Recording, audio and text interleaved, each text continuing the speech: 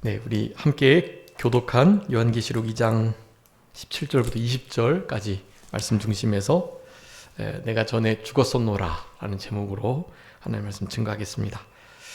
네, 우리 요한계시록의 1장의 말씀을 통해서 이제 본 것에 대한 기록을 하고 계시는데요.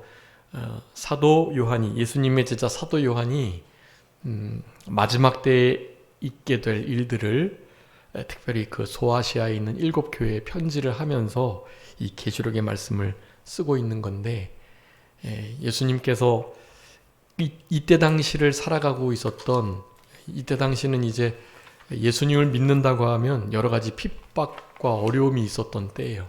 그냥 지금처럼 아무 교회나 들어와서 예배드리고 찬송드리고 기도하고 또 전도하고 그런 일이 자유롭지 않았던 때, 그리고 믿는다고 하는 자들이 우리가 지금 사실 생각할 수 없는 그런 고문과 고난, 어려움을 한참 당하던 그와 같은 때에 예수님께서 내가 어떤 자인지를 말씀해 주시면서 믿음을 가진 자들에게 소망을 주시는, 위로하시는 그런 말씀을 이 계시록에 담고 있습니다. 믿지 않는 자들은 계시록의 말씀이 큰 심판과 두려움의 말씀이고요, 믿는 자들에게는 소망이요, 우리의 믿음으로 인하여 받았던 여러 가지 고난들을 상급받는, 그 고난들에 대하여 보응으로 상급과 칭찬과 영광을 받는 그런 복된 신원의 날인 것을 말씀하시면서 위로를 주시는 거예요. 네. 그래서 우리 지금 한 5시간 정도에 걸쳐서 우리 요한계시록, 5시간이 더 되죠. 요한계시록 말씀을 지금 1장을 살펴보는데요.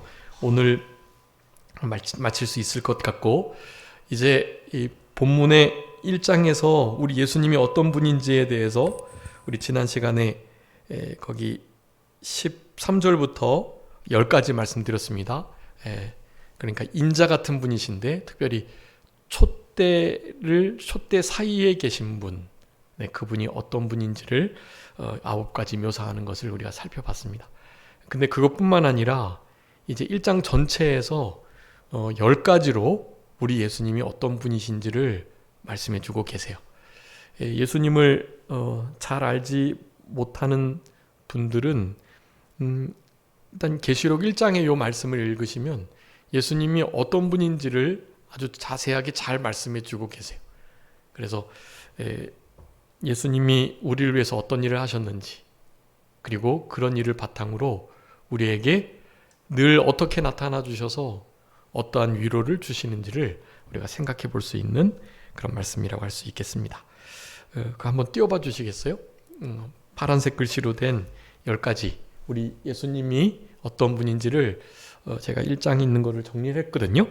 보시면은 우리 지난 시간까지 살펴본 것이 예수님의 구체적인 모습을 이제 묘사한 것이 10가지였었고, 1장 전체에는 총 10가지의 모습이 나타나는데, 그 중에 하나가 오늘 본문의 오늘 제목이 된 전에 죽었었던 죽었었던 우리 예수님이신데 살아서 이제 세세토록 영원토록 살아계실 분으로 우리들에게 말씀해 주고 계세요. 자, 그래서 이거 말고 다 위쪽으로 이렇게 요거 네, 요 부분만 좀 크게 해주세요. 여기. 네. 자, 우리 예수님이요, 실제로 우리에게 이 구원의 은혜를 베풀어 주시는데, 그 구원의 은혜를 베풀어 주시기 위해서 이제 계시록을 통해서 마치 총정리하듯이 우리 예수님 당신을 소개하고 계시는 거예요. 여러분, 이런 예수님이신 것에 대해서 우리는 정말 감사하지 않을 수가 없고, 이런 분을 우리는 닮아가야만 하는 것입니다. 네, 우리 주님, 여러분, 우리 주님이 제목처럼 전에 죽었었는데 죽었었다라는 것은 무슨 의미를 갖죠? 다시 살았다라는 의미를 갖는 거예요. 여러분, 죽은 자가 살아날 수 있을까요? 네, 있습니다. 죽은 자가 살아나는 것은 일도 아니에요. 우리 하나님 아버지께서는 아예 없는 것에서 있는 것을, 있음을 창조하신 분이니까요. 무에서 유를 드러내신 분이세요. 그러니까 그냥 있던 것이 없어지고 소멸됐다가 그것이 다시 생성되게 하는 건 뭐 일도 아니에요. 그래서 우리 예수님은, 우리 예수님의 아버지이신 하나님은, 또 우리 영이신 성령님은 정말 위대하신 분인데, 그런 분이 영으로 계시니까 제2위 하나님이신 우리 예수님께서 이 땅에 육체를 입고 2000년 전에 오셨고, 그 오신 이유가 너무나 명확해요. 예수님 자신의 몸을 제물로 바치셔서 피를 쏟으시고 또 육체가 찢겨지심으로 우리의 죄를 대속하시는 그 일을 하시기 위해서 오신 거예요. 네, 그렇게 하셔서 우리를 구원하시고, 그래서 구원한 우리를 예수님의 피로 그렇게 사셔가지고 하나님께 드리신 것. 네, 그것을 우리 계시록에서 잘 설명해주고 계시는데요. 자, 여기 보면 1절 첫 번째로 여기 충성된 증인으로 죽은 자들 가운데서 먼저 나셨다. 그리고 땅의 임금들의 머리가 되셨다. 네, 우리 예수님은요, 여기도 보니까 분명하게 예수님께서 죽으셨던 것임을 알 수 있겠죠.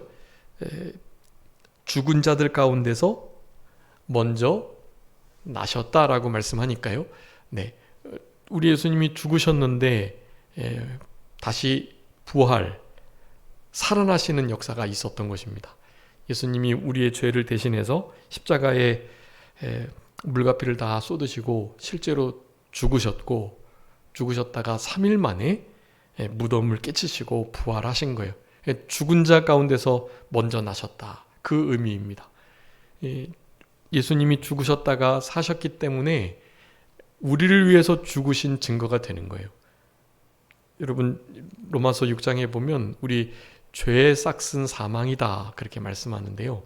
여러분, 우리가 원래 죽는 존재로 창조된 게 아니라 우리 하나님을 닮아서 원래 영생하는 존재로 있었던 자들이에요. 우리는 원래.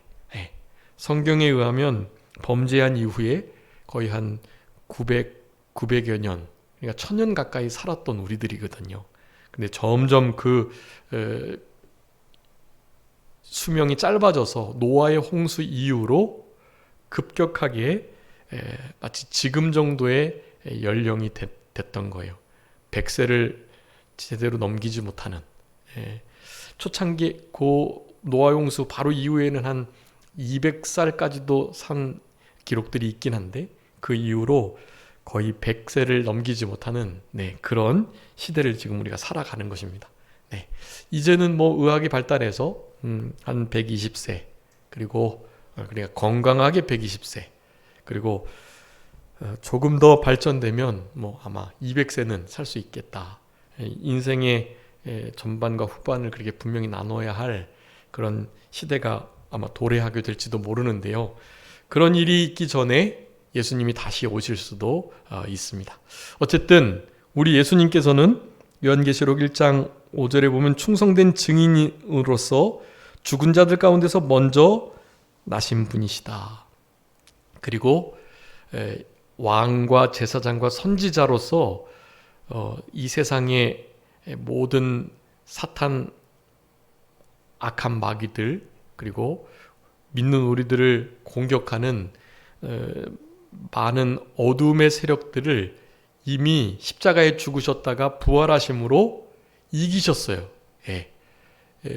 근데 아직도 여전히 어둠의 세력은 존재하긴 하죠. 왜냐하면 그네들은 그저 폐장병 정도, 폐잔병 정도로 우리를 미혹하고 있을 뿐이에요. 이제 나중에 둘째 사망, 영원한 지옥에 다 던져지게 될 건데요. 그 전까지는 우리 안에 계속된 싸움들이 있습니다. 지금도 그런 싸움을 싸우고 있고요. 그리고 우리 믿는 세상은 딱 그렇게 두 종류의 사람으로 나눠요. 예수님을 믿는 자들과 그렇지 않는 자들이요. 그래서 결국 모든 국가가 예수님을 믿는 자들을 향하여 공격하는 때가 오게 됩니다. 어둠의 세력들이 마지막 자신들의 때가 얼마 남지 않은 줄 알고 믿는 우리들, 하나님의 나라를 공격하기 때문에 그래요. 그래서 지금 요한계시록을 쓸 요 당시에도 믿음을 지킨다고 하면 여러 가지 어려움들이 있었지만, 여러분 이제 앞으로는 믿는다고 하면 사실 조금 더 많은 고난이 찾아오게 될 거예요. 여러 가지 모양으로 고난이 있을 수밖에 없습니다. 네. 그래서 그런 것을 지금 잘 준비해야만 하는 거예요. 요한계시록을 이때 편지로 받았던 그 교회들은요, 너무 큰 힘과 위로가 됐거든요. 왜냐하면 우리 주님이 이와 같이 정말 위대한 분이시기 때문에, 그분이 우리를 위로하시고 충분히 이런 어려움 속에 우리를 건져내실 수 있는 능력이 있는 분이시기 때문에요. 그래서 이런 말씀들을 우리가 읽고 위로를 받는 거고, 이 안에 마지막 때가 예언되어 있기 때문에 전무후무한 얼마나 큰 고난이 있을 줄 알면서도 우리는 넉넉히 그것을 이길 수 있을 만한 우리의 보호자, 우리를 도우시는 자, 우리 안에 지금 계셔서 우리와 함께 동행하시며 우리에게 생명적 연합을 통해서 힘을 주시고 위로를 주시는 분, 우리 성령님께서 계시기 때문에요, 넉넉히 이 어려움을 이겨낼 수 있는 거예요. 그 어려움들을 잘 이겨내기 위해서 지금 이렇게 나름 어느 정도 찬송 드릴 수 있고, 기도할 수 있고, 말씀 읽을 수 있고, 전도할 수 있는 그런 일이 있을 지금 이런 때를 믿음 준비를 잘 해야만 하는 것입니다. 전쟁이 일어나기 전에 그 각 나라의 군인들이 얼마나 훈련을 미리 잘 했는가에 따라서 실제 전쟁이 일어났을 때 승패가 갈리는 것처럼요, 지금 예수님 다시 오시기 전 마지막 때에 이 어두움의 세력들이 믿는 우리들, 하나님의 나라를, 하나님의 자녀라 일컬어지는 크리스찬들, 그리스도인들을 공격하게 될 때, 그때를 잘 대비하기 위해서 지금 이렇게 고요할 때 믿음 준비를 잘 해야만 하는 것입니다. 우리가 알고 있는 것처럼 캐나다나 또 북서 유럽, 거기는 지금 예수님을 이렇게 전하면 이를테면 동성애를 반대하고 동성애자들을 우리가 사랑해줘야 하지만 동성애가 옳지 않음을 말하는 책들이나 그런 말들을 하게 되면요, 그리고 예수님만 구원받는 길이다, 예수님을 믿지 않으면 지옥에 간다, 이런 식의 복음을 전하면 잡혀가게 돼 있어요, 실제로. 그게 다른 종교를 향한 혐오 표현이고 또 동성애자들을 향한 차별이기 때문에 그런 이유로 실제로 다 잡혀가는 거예요. 혐오금지법, 평등법, 차별금지법, 이런 것들로요, 실제로 그 말은 얼마나 좋은 법이잖아요. 그렇지만 다른 게 아닙니다. 그 모든 것들은 기독인들, 이와 같은 진리를 증거하고자 하는 자들, 성경 말씀을 믿고 그 말씀대로 살아가려고 하는 자들을 사실 옥매이기 위한 법이라는 것을 우리는 너무나 자연스럽게 아는 거예요. 다른 나라에서, 이를테면 유럽에서 불교가 포교 활동을 해도 뭐라 하지 않아요. 왜냐하면 불교는 우리로 와서 참선하고 자기를 좀 잘 갈고 닦고, 그래서 정말 좋은 부처의 마음을 좀 본받는 것 정도로 말을 하기 때문에요. 불교를 믿어야 구원받는다, 기독교 믿으면 구원 못 받고 불교를 믿어야 구원받는다, 이런 말을 안 하니까요. 그들은, 그런 이들은 그렇게 다른 종교를 이렇게 차별 안 하고 자신들만 진짜라고 말하지 않으니까 괜찮은 거예요. 그런 이들은. 그런데 기독교는 그게 아니거든요. 그냥 예수님 믿으세요 라고 말만 해도 그 내용을 아니까 아예 예수를 전하지 말라고 하는 거예요. 예수님 믿는 자들은 예수님만 믿어야 구원을 받는다고 말을 하거든요. 예수님 믿으세요 했지만 사실 그 안에는 괄호치고 예수님만 믿어야 천국 갑니다 라는 것이 내포되어 있는 것을 아니까요, 그런 말을 해도 그냥 잡혀가는 거예요. 나 예수님만 믿으라고 말하지 않았는데요 라고 말을 해도 잡혀가는 거예요. 내포되어 있으니까 그 의미가. 경전 성경 말씀을 보면 그렇게 돼 있으니까요.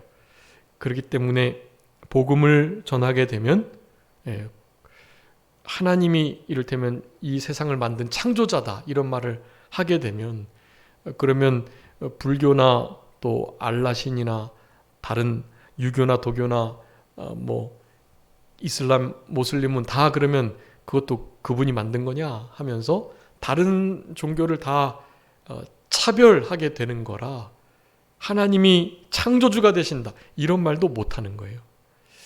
이게 영적으로 깨어서 이 돌아가는 세대를 근신하여 잘 살필 때 그런 것을 사실 알게 되는 거예요. 자, 그래서 우리 그럼에도 여러분 이런 어려움의 시대를 우리가 살아가고 있지만 여러분 그 예수님이 실제로 창조자가 되시고 또 능력의 말씀으로 이 모든 상황을 다 붙들고 계시기 때문에 너무 걱정하지 않으셔도 돼요. 어려움을 당할 때 넉넉하게 힘주시고 위로해 주실 분 우리 주님이신 것입니다. 하나님의 거룩한 뜻과 앞으로 일어날 일들을 지금 계시를 받는 이 중에 사도 요한이 마치 그 주님 앞에서 죽은 자와 같이 되었어요. 오늘 본문 읽었죠? 네, 17절에 내가 볼 때 그의 발 앞에, 그의 발은 거기 인자 같으니 우리 예수 그리스도를 묘사한 나타난 바로 그분이에요. 그분 앞에 엎드러졌는데요. 죽은 자 같이 되었다고 말을 하는 거예요. 죽은 자 같이.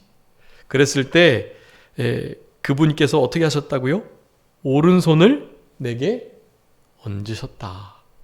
오른손을 얹으시고, 오른손은 능력의 손, 약속의 손, 도움의 손, 강한 손, 가장 요긴한 손을 가리키는데요. 그 손을 우리에게 얹으셔가지고 우리에게 힘을 주시는 거예요. 사도 요한이 죽은 자처럼 엎드러졌는데요. 그분이 오른손을 얹으시고 위로하시는 거예요. 뭐 하라고요? 두려워하지 말아라고요. 두려워하지 말아라. 내가 너에게 힘주고 내가 너와 동행하고 너와 함께 할 거고 너를 떠나지 않을 거니까 두려워하지 마라. 놀라지 마라. 무서워하지 마라. 앞으로 전무후무한 크나큰 고난과 환난과 역경이 우리에게 찾아올 거지만 두려워하지 마라. 내가 너를 의로운 오른손으로 붙들고 너희들은 은혜 받은 자요 은총을 받은 자들이니까 그리고 내가 함께하면서 도와줄 거니까 내가 심판자로 나중에 다 갚아줄 거니까 두려워하지 마라. 여러분 그래서 크리스천들은요 실제로 우리의 진리를 양보하거나 또 우리의 믿음을 이렇게 좀 다른 유익과 혹은 어떤 두려움의 상황과 그렇게 양보할 만한 상황이 될 때요 당장에 우리 예배당 안으로 들어와서 예배 드린다고 하는 자들을 죽인다고 하거나 잡아간다고 하거나 이런 큰 불이익을 당하게 될 그때예요. 우리와 함께 하시며 우리를 오른손으로 붙드시고 우리를 늘 이렇게 힘주시는 그분이 함께 계신다는 그래서 그분이 아까 죽었다가 살아나셨다 그랬죠. 우리가 예수를 믿는 순간 우리도 죽은 영이 살아나거든요. 우리도 중생한 영, 거듭난 영이라 그래요.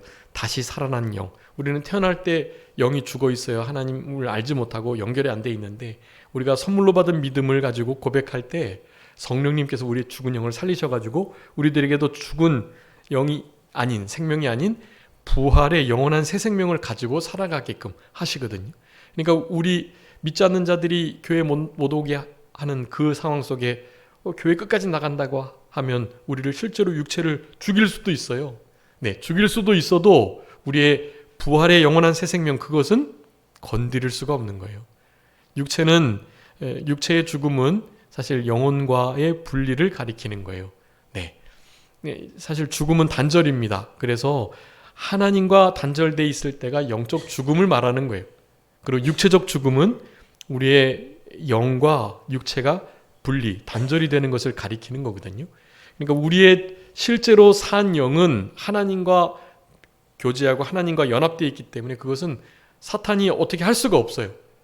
그런데 사탄이 하나님의 허락하에 우리의 영혼과 우리의 육체를 분리시킬 수는 있죠. 우리를 실제로 죽일 수 있어요. 그런 것을 기독교 용어로는 순교라고 합니다. 순교. 진리를 양보하지 않고 믿음을 타협하지 않으면서 끝까지 내 신앙의 정조를 지켜나가려고 할 때 최후의 수단 방법으로 악한 세력들은 우리를 죽인다고 위협하고 실제로 죽게도 하는 수가 있다라는 거예요. 그런데 그럴 때에도 잘 이겨낼 수 있어요. 지금 생각하면 어떻게 그럴 수 있을까 하지만 할 수 있습니다. 능력의 오른손으로 우리를 붙드시고 두려워하지 말고 무서워하지 말라고 떨지 말라고 내가 너희들을 버리지 않고 너와 함께 항상 하겠다고 말씀하시는 그분이 계시니까요. 가능한 거예요. 네, 여러분 우리 주님은 이렇게 창조주가 되셔가지고 죽었다가 살아나신 분으로 우리에게 부활의 영원한 새 생명을 주시고 사실 다른 사람들은 잘 알지 못하지만 이 온 세상의 왕으로 이 세상을 다스리고 계시고요. 그분이 지금 우리 안에 계시다. 예수님을 나의 구주로, 나의 구원자로 모신 자들의 왕으로서 우리와 함께 하신다는 것을 우리 요한계시록의 이 5장의 말씀을 통해서 우리가 알 수 있습니다. 죽은 자들 가운데 먼저 나신 분, 땅의 임금들의 머리가 되신 분이라고 우리 예수님을 말씀하고 있어요. 자, 두 번째는 이 두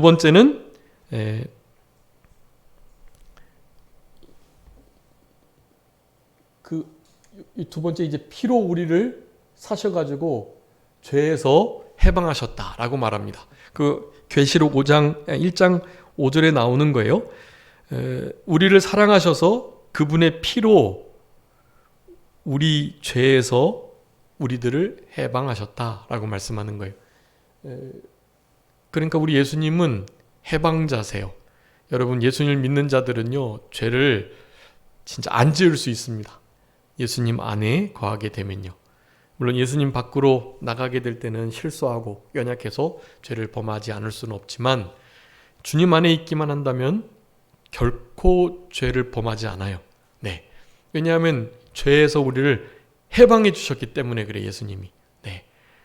죄에서 해방됐다라는 것은 죄의 결과인 사망에서도 해방해 주셨다는 말씀이고요. 우리에게 죄를 범하게 하고 결국엔 사망의 자리로 우리를 이끌어가는 어둠의 세력, 사탄 마귀의 세력을 또한 이기셨다라는 뜻이기도 합니다. 그러니까 죄, 또 지옥, 그리고 사탄, 그리고 지금 당분간 사탄이 이 전 세계를, 세상을 움직이고 있는데요. 여러분 진짜 크리스찬 아닌 다음에는 대부분은 다 이 세상의 흔히 말하는 가치관, 세상의 시대 사조를 따라서 살아가게 되고 세상의 시대 사조는 다른 게 아니에요. 네, 바로 그 사탄 마귀의 생각들일 수밖에 없는 거예요. 너무나 일반적인 일들도요. 그건 다 믿음 안에 있지 않은 진리에 들어있지 않은 것들은요. 정말로 다 사탄적일 수밖에 없어요. 여러분 지금 1년에 일어나는 여러 가지 법제정들 있잖아요. 그러니까 남자와 남자가 가정을 이루어도 된다고 말하는 거예요. 여자가 여자로 가정을 이루어도 된다 그래요. 흔히 그것을 동성애법이라고 하는데 동성끼리 가정을 이루어도 된다고 말을 해요. 그것이 통과된 나라들은요. 동성만 되는 게 아니에요. 이제 동물하고도 가정을 이루게 돼요. 고양이하고 결혼한 여성, 강아지하고 결혼한 남성, 그네들도 부부로 보는 거예요. 부부. 남자가 남자로, 여자가 여자로 다 부부로 보는 거예요. 지금 그 동성애법까지는 아직 가지 않지만 가정을 굳이 이렇게 이루지 않아도 나름 여자가 여자든 남자가 남자든 남자와 가축이든 여자와 가축이든 관계없이 어떤 동반자의 입장으로 그래도 그런 이들에게 가정이라는 유익한 권리를 부여해 줄 필요가 있다라고 말하면서 지금 발의되는 법이 동반자법이에요. 동반자법. 동반자법은 동성애법 전 단계예요. 네. 여자와 여자로 더불어서 한 가정을 이루어서 부부라는 공식적인 인정은 법적으로 아직은 할 수 없는데, 그래, 그들은 그래도 동반자로서 어느 정도의 가정의 권리를 좀 주자라는 주장을 지금 하고 있는 거예요. 여러분, 이런 모든 것들이요, 아주 성경의 정면으로 위배하는, 성경의 진리를, 하나님의 창조의 원리를 아주 정확하게 반대하는 법들이에요. 이게 다른 사람으로 볼 때는 충분히 그렇게 해서 좀 어느 정도의 위치를 인정해 주는 게 좋지 않나? 그런 생각을 하게 되죠. 근데 그게 아니라는 거예요. 하나님께서는 남자와 여자를 창조하셨고 남자와 여자로 가정을 이루게 하셨어요. 그래서 생육하고 번성하는 것이 하나님의 뜻입니다. 근데 그것을 다 무너뜨리고 있는 거예요. 사회는 다 지금 그렇게 흘러가고 있어요. 예. 그것이 이 사회가 사탄, 마귀, 악한 악령들이, 어둠의 세력들이 주관하고 있다는 증거가 되는 것입니다. 그 안에 가장 심령이 상하고 또 가장 불편하고 가장 공격을 당하는 위치가 바로 그리스도인, 교회의 위치예요. 교회만이 그런 부분들을 그거는 아니다라고 말할 수 있는 위치에 있거든요. 그렇기 때문에 그냥 너무나 큰 공격을 앞으로도 받게 되어 있어요. 여러분, 그럴지라도 걱정하지 마세요. 모든 죄와 사망과 지옥, 이 세상으로부터 우리 주님께서 어떻게 해주셨다고요? 해방시켜 주셨어요. 예. 그래서 믿음을 갖지 않은 자들을 빨리 이 해방된 자리에 들어오도록 복음을 전해야만 하는 것입니다. 그게 빛과 소금의 역할을 감당하는 거예요. 그게 믿음을 써서 이때를 살아가는 것이다 라고 할 수가 있겠습니다. 자, 세 번째는요, 우리 예수님께서 죄에서 우리를 해방하신 것, 그리고 1장 6절에 보면 아버지 하나님을 위해서 우리를 나라와 제사장으로 삼으셨대요. 네, 아버지 하나님께 우리를 예수님의 피로 사셔가지고 우리를 들이셔서 우리도 우리 예수님처럼 나라와 제사장으로 이 땅에 살아가도록. 네, 여러분, 우리 예수님 믿는 자들은요, 그냥 일반적인 사람이 아니에요. 네, 우리 주님과 함께 나중에 왕노릇할 자들이고, 주님을 대신해서 이 땅에서 하나님께로 많은 믿지 않은 이들을 드려야 할 제사장들이다. 네, 우리는 다 왕같은 제사장들이고요. 또 이렇게 말씀을 배운 것을 다른 이들에게 전파하는 이런 일들을 드러내주고 알려주는, 그것이 이를테면 선견자, 선지자의 역할인데요. 선지자, 제사장, 왕의 역할을 감당하면서 왕으로서는 죄에게, 마귀에게 지지 않고, 네, 이 세상에게 지지 않고 세상의 물결에 휩쓸려가지 않고 승리하는 것, 그런 삶을 왕된 삶이라고 말하는 거예요. 그렇게 살아가는 것입니다. 그리고 우리 주님께서 우리 위해서 죽어주셨듯 우리도 날마다 죄에 대하여, 세상에 대하여 죽으면서 십자가에 우리 자신을 못 박으면서 날마다 죽노라 고백하면서 이 땅을 살아가는 것, 제사장적 역할을 하는 거예요. 믿지 않는 영혼들을 주께로 인도하는 일, 제사장들이 하는 것입니다. 왕, 제사장, 선지자 역할을 감당하는 자들을 그 일을 우리 먼저 예수님이 그리스도로서 이 땅에 오셔가지고 그렇게 하셨고, 우리는 그리스도인으로서 그 일을 감당해 나가는 거예요. 왕, 제사장, 선지자 역할을 감당하는 자를 그리스도인, 크리스찬이라고 부르는 것입니다. 우리를 나라와 제사장으로 삼으셔서 예수님께서 자신의 피로 사셔가지고 하나님께 드렸다. 우리는 그러니까 하나님께 드린 자가 돼서 우리는 우리 것이 아니에요. 하나님께 드려진 자입니다. 드려진 자로 이 땅을 살아가야 되는 거예요. 네 번째로는 구름 타고 다시 오실 분이다라는 것입니다. 여러분, 우리 예수님 이제 곧 다시 오실 건데요. 한 2000여 년 전에 우리 예수님께서 구름 타고 올라가시면서 내가 곧 다시 오실 거라 그랬거든요. 이제 그 곧이라는 시간이 하나님의 때를 가리키는 거고, 지금 2000년이 지났습니다. 그래서 이제 진짜 흔히 말하는 말세, 마지막 때를 우리가 살아가고 있어요. 곧 있으면 예수님 오실 거예요. 네, 예수님이 오셔서 이 땅에서 이렇게 믿음 지키다가 힘들고 어려운 일 당한 거 다 보상해 주시고 갚아 주시고, 하나님의 자녀로서 이 세상을 다스리도록 하게 해주실 거예요. 우리 주님이 이런 분이시라는 것을 우리 요한계시록에서 이렇게 분명하고 자세하게 소개하고 있습니다. 다섯 번째는 이제 우리 지난 시간에 배운 촛대 사이에 다니시는 자. 이 촛대는 무엇이라 그랬죠? 우리 계시록 1장 20절에 보면 이 일곱 촛대는 일곱 교회다. 네, 촛대는 교회예요. 그러니까 촛대에 다니신다는 것은 어디를 다니신다? 교회 사이에 다니시는 분이라는 거예요. 우리 예수님은 여러분 지금 여기에 이제 산정교회가 있고 이 교회에 지금 오셔가지고 예배 드리시는데 이 교회에 누가 지금 운행하고 계시냐 하면 우리 주님께서 운행하고 계시는 거예요. 성령으로 성부 성자 성령 하나님의 삼위일체 하나님의 영으로 지금 우리와 함께 하시는 거예요.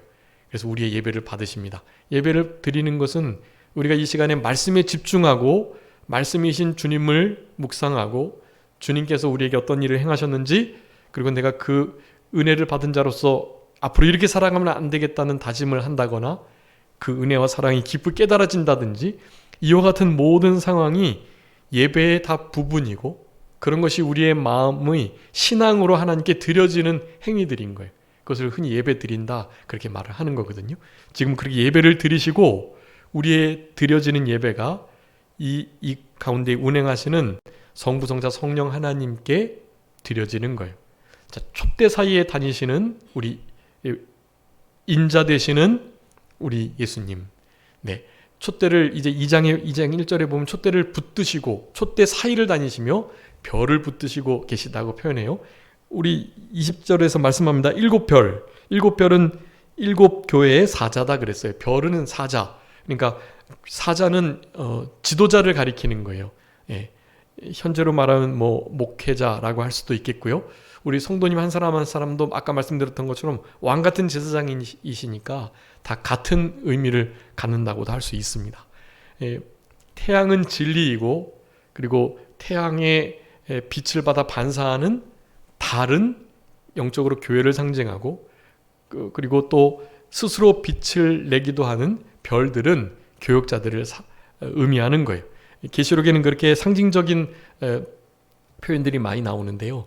해와 달과 별이 이제 다 어두워진다 그랬어요. 진리가 가려지고 달도 그 빛을 잃고 별도 하늘에서 떨어지고 진리가 무너지고 교회가 별이 목회자가 타락하는 시대가 이제 온다라는 의미를 갖는 것입니다. 일곱 별을 붙드신 일곱 금촛대 사이에 다니시는 즉 하나님의 교역자, 지도자들을 목회자들을 주님이 붙드시고 교회를 운행하시면서 교회를 다스리신다라는 것을 말씀하는 거예요.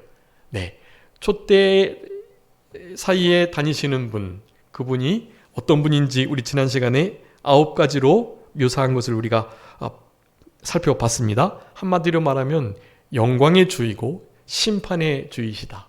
영광과 심판을 우리에게 다스려 주실 초림 예수님은 십자가에 힘없이 돌아가셨지만 물론 다시 살아나셨죠. 그렇지만 전 세계적으로 그렇게 창조자로 심판자로 구원자로 대접받지 않으셨거든요.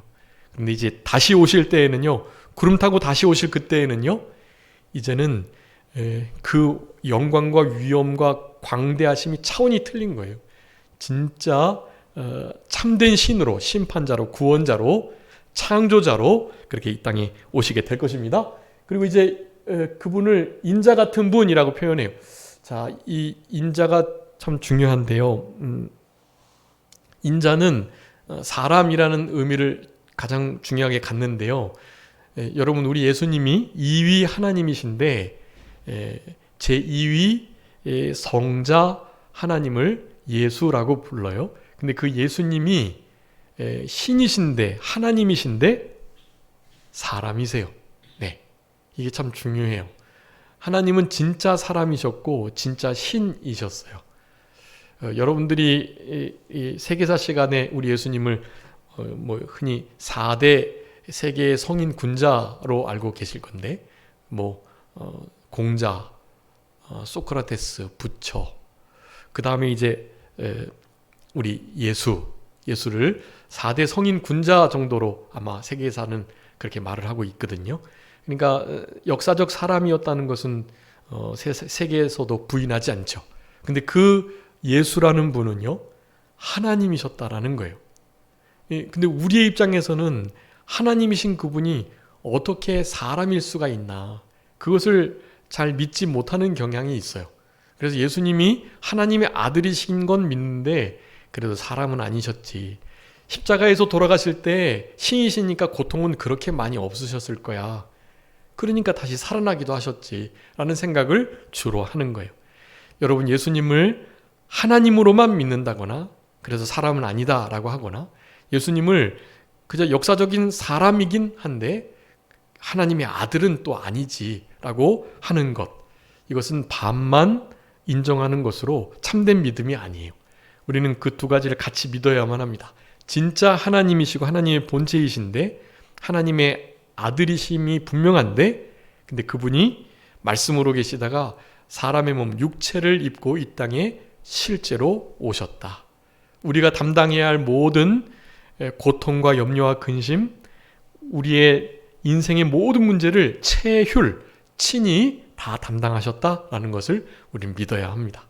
그러니까 우리에게 손을 얹으시고 우리를 도우시고 그런 분이 우리에게 힘을 실어주시니 위로가 되는 거예요. 우리와 같은 경험을 못하셨다면 뭐 그렇게 크게 위로가 되고 공감이 되겠어요. 근데 우리 예수님은 약하게 인간이 되셔서 실제로 그런 우리가 당해야 할 모든 것을 친히 경험하셨다라는 것을 우리가 믿을 때, 참 사람이시고 참 하나님이신 것을 믿을 때 여러분, 우리의 신앙이 강해지게 됩니다. 네, 인자는 그런 의미예요. 일단 그 이외에도 아주 중요한 의미들이 많지만 다음 시간에 살펴봐야 될 것 같고요. 자, 인자로 이 땅에 오셨다라는 사실, 진짜 하나님이시고 진짜 사람이셨다라는 사실, 그것을 계시록을 통해서 우리가 예수님을 알 수 있는 아주 중요한 부분입니다. 7번째로는 오른손을 내게 얹고 두려워하지 말아라 말씀하시는 분. 네, 위로자, 돕는 자. 그것을 한마디로 말하면 보혜사라고 말해요. 보혜사. 보혜사는 돕는 자, 위로자, 대언자, 가이드, 싸워주시는 자. 네, 그런 의미거든요. 그분이요, 지금 우리 안에 성령으로 함께와 계세요. 성부, 성자, 성령은 한 하나님이신데 그걸 삼위일체라고 해요. 좀 어렵지만 이것은 신비예요. 우리의 이성으로 이해할 수 없어요. 뭐 우리가 가정에 가면 아버지라고 부르고 회사에 가면 사장님이라고 부장님이라고 부르고 또 친구들 사이에 가서는 또 뭐 누구누구 야 친구라고 불리고 뭐 이렇게 비유할 수 있는데, 태양 본체가 있고 빛이 나고 열이 있고 이렇게 묘사할 수는 있지만 그거와는 차원이 다른, 네, 굳이 이해하자면 그런 부분들인데 그것으로는 다 설명할 수가 없고요. 삼위일체 하나님이신데, 성부 하나님, 성자 하나님, 성령 하나님이신데 이 하나님은 같은 하나님이시고 그 한 하나님께서 우리 가운데 친히 찾아와 주셔가지고 보혜사로 우리를 위로하시고 도우시고 인도하신다. 여러분, 그러니까 우리의 삶 속에 앞으로 어떤 일을 어떻게 해야 할지, 무엇을 결정해야 할지, 또 가까이 정말 중요하고 급하고 정말 인생의 큰 일들이 결정을 해야 할 때가 있는데요. 여러분, 걱정하지 않으셔도 돼요. 믿음을 가진 자들은요, 하나님께서, 우리 안에 계신 보혜사 성삼위 하나님께서 함께 하시고 우리를 어떻게 해주시니까요? 인도해 주시니까요. 그 인도하심을 의지하며 하나님께서 인도해 주시는 그 주장을 잘 받아 나가기만 하면 되는 거예요. 그러면 정말로 인생에서 실패하지 않고 걱정 근심 없이 이 땅을 살아가게 될 수 있는 것입니다. 그것이 우리 믿음 가진 자들의, 크리스찬들의 아주 중요한 특권인 거예요. 그게 우리 안에 성삼위 하나님께서 계시고 그분이 우리를 도우시고 위로하시고 인도하신다, 보호하신다, 대신 싸워주신다. 네, 인자 같으신 그분께서 이렇게 두려워하지 말라고. 여러분, 두려워할 만한 상황이 되게 많은데 성경에서는 적어도 두려워하지 말라 이 말이 365번 이상 기록되어 있대요. 네, 매 순간 두려워할 일이 있는데 두려워하지 말라고 하시는 거예요. 네. 그리고 8번이 처음이요 마지막인 분이고, 우리는 그 계시록 초반부에 알파와 오메가, 전에도 계셨고 이제도 계시고 장차 앞으로도 영원토록 계실 그분, 장차 오실 분이라고 표현하고 있는데 그분이 만물의 주관자가 되신다. 만물이 그로 말미암고 그에게로 결국 돌아간다. 그러니까 우리 인생의 세상의 시초이시고 그분이 우리의 원인이 되신다라는 것을 그렇게 말하고 있어요. 처음이요 마지막인 분. 그리고 우리 제목처럼 죽었었는데 이제는 세세토록 살아 계신 분. 네, 우리 계시록 말씀을 이제 살펴보면 일찍 죽임을 당했다가 살아 계신 어린 양, 살아계신 자의 표현들을 많이 볼 수 있어요. 네, 우리를 위해서 죽어주셨다가 살아나신 분. 여러분의 인생 속에 여러분의 부모님 말고 여러분을 위해서 죽어주실 사람들이 혹시 있을까요? 형제자매들이 있을 거고 진짜 친한 친구 있겠죠. 나를 대신해서 죽어줄 친구 한 사람 인생에서 건지는 것은 위대한 일이에요. 그런 친구 세 사람만 있어도 성공한 인생이라고 하죠. 아니, 한 사람만 있어도 돼요. 그런 인생은 성공한 인생이에요. 여러분, 그런데 우리는 이미 그런 분을 알고 만나고 있는 것입니다. 우리를 위해서 죽어주신 분, 일찍 죽었었다가 살아나신 분, 살아나셔서 부활의 첫 열매가 되시고 우리에게도 부활의 그 영원한 새 생명을 주신 분, 그분이 우리 예수님이시다. 네, 마지막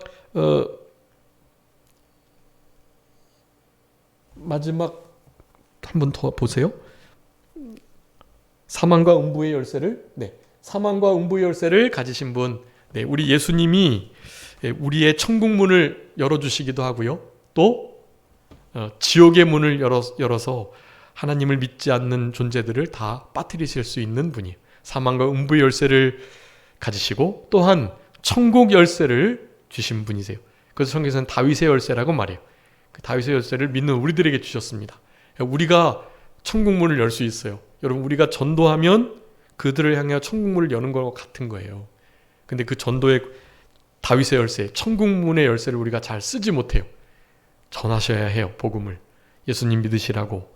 예수님 우리를 위해서 죽어주셨다는 사실을 전하시고 우리만 천국 들어갈 게 아니라 그 천국 열쇠를 가지고 권세를 쓰셔서 많은 이들을 천국으로 이끄는 우리들이 되어야만 합니다.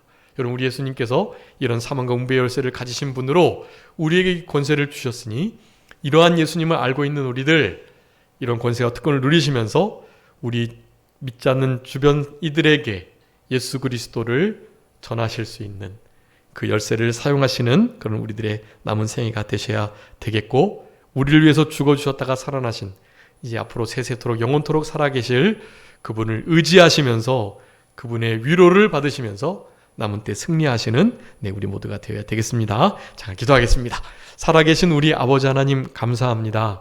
요한계시록 1장의 말씀을 통해서 제2위 하나님이신 성자 예수 그리스도께서 어떤 분이신 것을 살펴볼 수 있도록 은혜를 베풀어 주신 것 진심으로 감사하옵고 감사합니다. 아버지 하나님이 아들 되시는 예수 그리스도를 우리를 위하여 십자가의 화목제물로 내어주시고 우리가 사실 지옥 고통 당하고 죽어서 지옥 형벌을 또한 모든 저주를 받아야 했는데 우리 예수님께서 대신 그 모든 죄와 저주와 형벌을 받으셔서 그 예수 그리스도를 믿는 자들에게 죄와 사망과 지옥과 마귀의 권세로부터의 해방을 허락하신 우리 주님이신 것을 이 시간에도 분명하게 깨달을 수 있도록 은혜를 베풀어 주신 것 진심으로 감사하옵고 감사합니다. 우리의 삶 가운데 주님 보혜사로 늘 같이하여 주셔서 오른손을 얹어주시고 위로하여 주시고 두려워하지 말라고, 무서워하지 말라고, 놀라지 말라고, 내가 너를 붙들고 도와주고 강하게 하겠다고 우리들을 위로하시는 주님의 그 큰 도우심을 늘 힘입어서 살아가는 우리들이 되게 하여 주시고 우리의 삶 속에 결정해야 할 아주 중요한 문제들과 큰 일들 그 가운데 우리 주님의 인도하심을 잘 받아 누리는 특권을 잘 이룰 수 있도록 주님께서 좀 불쌍히 여겨주시고 도와주시기를 간절히 바라옵고, 우리를 위하여 죽어주셨다가 이제 살아나셔서 하나님 보좌 우편에서 우리를 위해서 지금도 간구해 주시는 우리 주님을 닮아 우리도 날마다 죽노라 고백하며 우리 주님이 지신 십자가를 힘써 짊어지고 이 죄와 사망과 마귀와 세상과는 관계없는 그런 복되고 영광스러운 신앙의 길을 끝까지 걸어갈 수 있는 우리 모두가 되게 하여 주시옵소서. 귀한 형제들 두 분과 함께 예배할 수 있도록 은혜 베풀어 주신 것을 감사하옵고, 저들의 심령 속에 주님 찾아와 주시고 온전한 믿음 허락하여 주시고 우리 주님이 어떠한 분이신지를 알게 하여 주시며 얼마나 두 형제를 사랑하시는지를 우리 주님 깨닫게 해주시고, 우리를 위하여 죽어주신 주님께서 지금 우리와 함께 동행하며 살기를 원하신다는 것을 깨닫고, 우리 주님을 나의 구주로, 나를 위해서 대신 죽어주셨다가 살아나신 나의 구원자로 온전히 영접하는 복된 은혜의 역사가 있을 수 있도록 성령님께서 말씀으로 주관하여 주시고 그 죽은 영을 살려주시고 하나님의 자녀로서의 삶을 남은 때 살아가시는 복된 인생길을 걸어가시는 귀한 형제들이 될 수 있도록 주님 역사하여 주시옵소서. 모든 것 주님께 맡기옵고 살아계신 예수 그리스도의 이름으로 기도 올리옵나이다. 아멘.